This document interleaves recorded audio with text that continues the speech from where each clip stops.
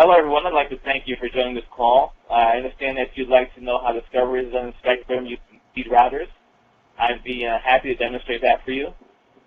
Yes, that'd be great. We already have a number of devices discovered and modeled in Spectrum.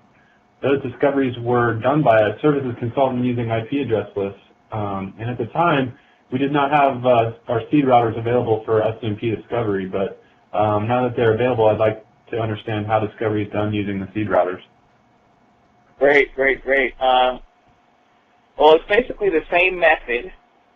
You just select different options, and I'll show you those options. So I have my live meeting set up. Let me know when you're able to see my screen. Yep, I'm in here. I can see your screen now.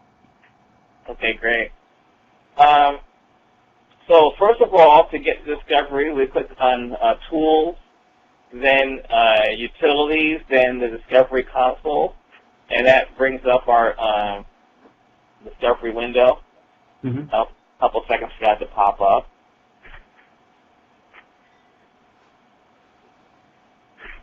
And so what we're looking at now is the main window for our Discovery console.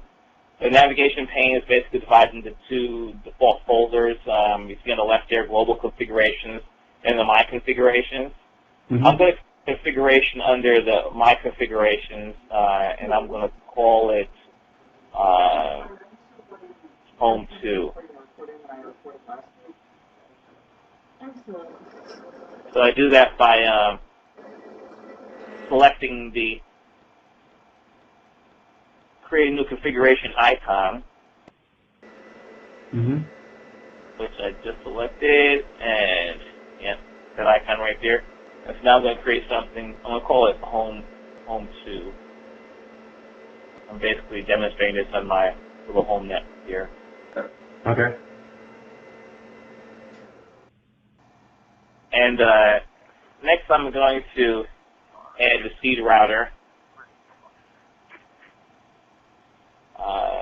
And let's see, let me get the IP address for that guy. 192.168.250.201. Okay. So I'm going to add that. And now under modeling options, I'm going to select Discover and automatically model in Spectrum.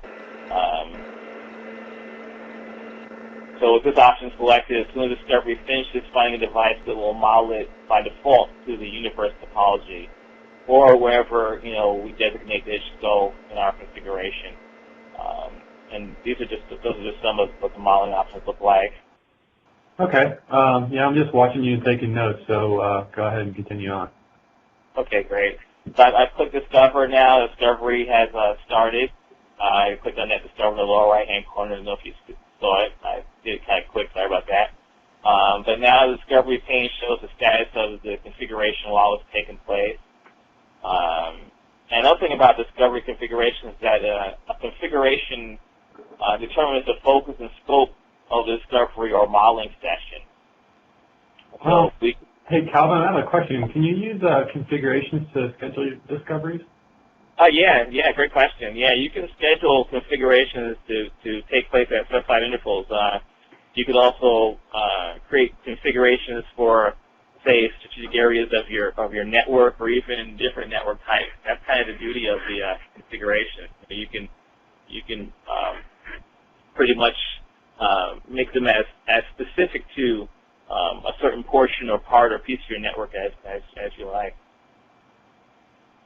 So now, if you notice, as things are being discovered, as Discovery finds devices, it's kind of adding them in there. If you look in that kind of top window on the right-hand side, it's kind of adding things in there.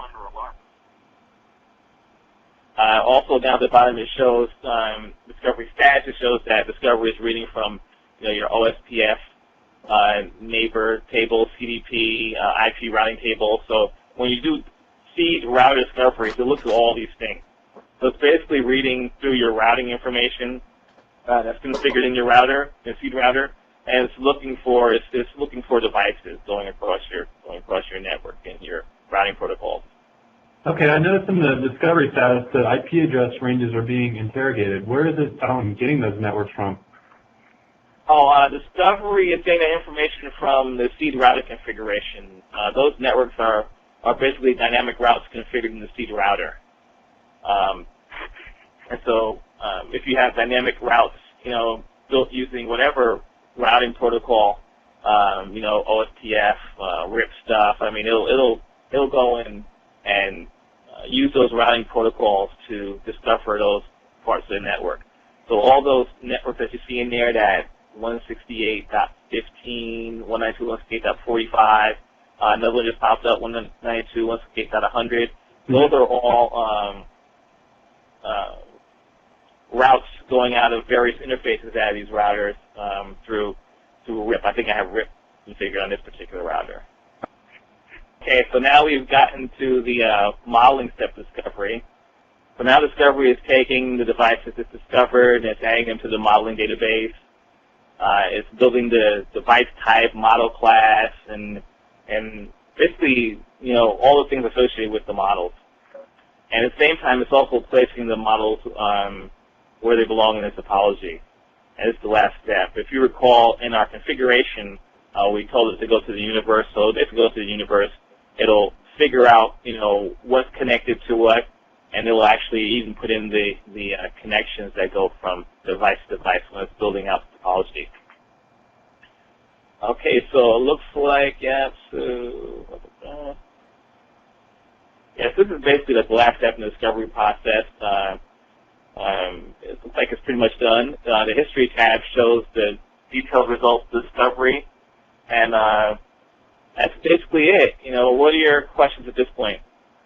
I don't really have any. I think I want to get in there and kind of play with this, and then I might have something later. But other than that, I'm pretty good. I guess I'll talk to you soon. Okay, great.